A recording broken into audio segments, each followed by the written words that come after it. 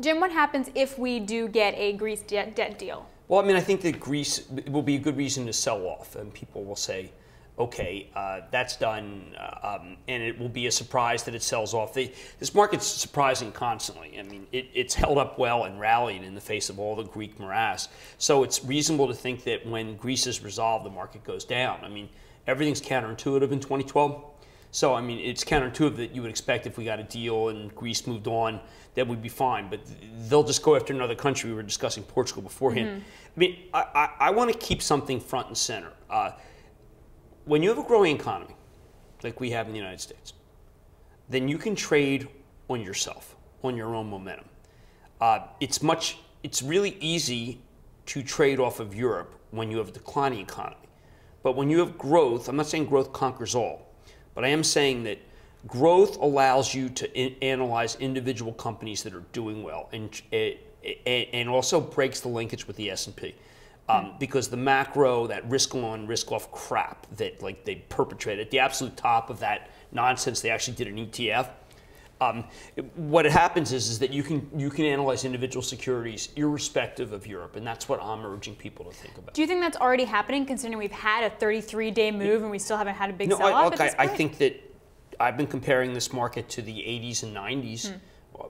There's just not enough people around, frankly, who traded during the 80s. But in the 80s, you would have situations like Coke would be at 30, and then you'd hit it up again and be at 60, and then it would be at 90, and then it would be at 120. And then you'd do a 3-for-1 split and say, well, how's that possible? And because there was a radical revaluation of companies.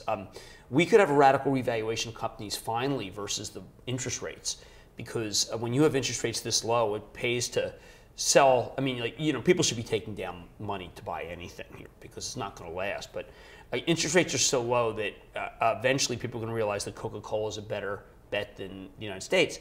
And so I really want to urge people to realize that not that Europe's a sideshow, but when you have growth, you can put a lesser dampening on Europe. Like Italy, when it traded to 7% in November, that caused the Dow to go down 400.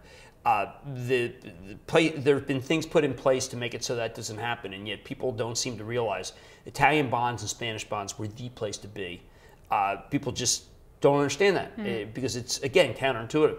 But I'm just urging people to analyze things on a stock-by-stock basis. So when an investor is looking at the market and they have a lot of cash on the sidelines, they keep seeing this rally and they want to get in, or we see a short squeeze, do they go to the Cokes, or do they need to go a little bit more beta, like a cyclical? What's the better story? They don't think like that anymore. That's wrong kind of thinking. They're going to think about what companies are doing what Wynn did today, Wyndham. Boosting a dividend, a big buyback. They're going to look at Time Warner versus Disney, and they're going to say, okay, well, listen, what's kind of earnings momentum of Disney?